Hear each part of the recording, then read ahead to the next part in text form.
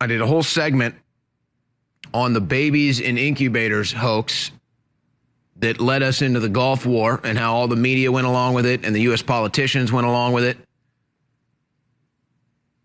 And then that was all over Twitter last night. That's why this transmission is important. And now you have politicians like Lindsey Graham saying, we, the United States, are in a holy war. That's odd. I thought this was a Christian nation in the West. I thought this was the United States of America. Now, I'm going to show you how this war has been brought to our streets. And it's unfortunate because you could argue we've done this to ourselves. But now you have pro-Israel protests, you have pro-Palestine protests. They're facing off in the streets. They're making threats, genocidal rhetoric. And you know,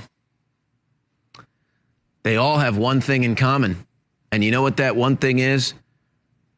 They all are saying this from the safety of the Christian nation of the United States of America. Whether they're pro-Palestine or pro-Israel, talking about their holy war on the other side of the planet that they fled, they're all saying these things from the Christian nation of the United States of America. But it's funny because I don't hear any gratefulness.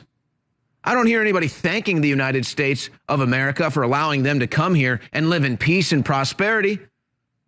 Isn't that amazing? The Christian nation of the United States of America that opened its arms to the world, and now we have your holy wars on our home soil. Hey, that's great. We've got free speech here. You go out in the streets, you're pro-Israel. You go out in the streets, you're pro-Palestine. But you have the safety and the comfort to say that from the Christian nation of the United States of America. And it seems you're taking it for granted, as I suppose we all have, as you call for your holy war now, that you fled to the Christian nation of the United States of America. You now want that here. And that's now supposed to be our problem. And the nation that you fled to avoid that, to get peace and prosperity, is now going to be engulfed in the very thing that you fled? How ironic. But I guess the same could be said for communism and socialism.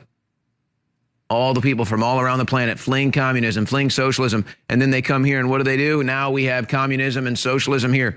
They flee their countries to avoid political persecution, oppression, political incarceration. And now what do we get? We get that right here.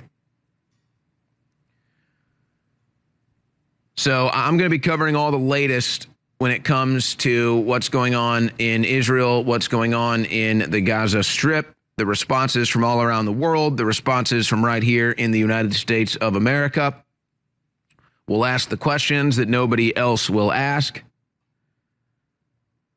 But again, I didn't see anybody talking about the babies in incubators hoax from the 1990 Gulf War propaganda until we covered it right here on the Alex Jones Show yesterday. And now that realigned many people's vision. And that's important. And that's important. And it's funny how today now, because the movement of the news cycle is a lot faster these days with the internet and our advanced communications. So now when hoaxes happen, we can pretty much figure it out pretty quickly. We also covered the 2019 hoax, where they were showing you footage. They were showing you footage from a Kentucky gun range, people going out at a Kentucky gun range and firing guns, and then they edited that and they tried to make it look like it was in Syria and the Assad regime killing citizens in Syria. It was footage from Kentucky.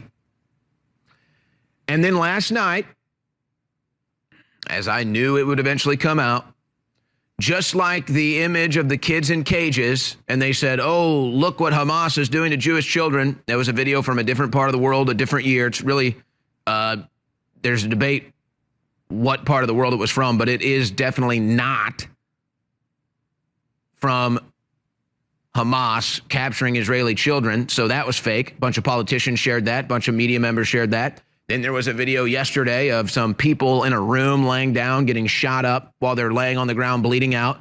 That video was confirmed from 2019. A bunch of politicians shared that. A bunch of members of the media shared that, saying, look at what Hamas is doing to Israeli citizens. Wasn't true. Totally fake. War propaganda. War propaganda. And there's more of it. There's more of it. We're going to tell you the other war propaganda that's going on. Yeah, there was the Kentucky gun range video. They said, look at what Assad is doing in Syria. This must be stopped. Literally a show at a gun range in Kentucky. Americans having fun. But don't ever underestimate what the media, don't ever underestimate what the politicians will do to manipulate your emotions and deceive you into supporting a war. Now, look, people can pick sides. I don't have a side in this fight. I'm an American citizen, and I support people's free speech to pick a side in this, and that's fine. But I got to tell you, this has been one of those experiences for me because I actually do have a neutral mind. I actually do have an open mind. I can genuinely say that. I'm not controlled by anybody. And this has been one of those eye-opening experiences for me in the media where I'm just monitoring things and I can just see the brainwashing and the power of mind control. And it is shocking. It is shocking. It's been one of those experiences for me that is really it's really sit in. It really solidifies my understanding of how the world works, how propaganda works, war propaganda, media propaganda, brainwashing, mind control. But just to witness how easy it is to manipulate people that I respect, that I know are smart. But even to see them get manipulated by war propaganda with what's going on in Israel and the Gaza Strip, I understand it's a very emotionally driven situation, the devastation, the atrocities, I get it. But let's not forget we got problems right here in our own backyard.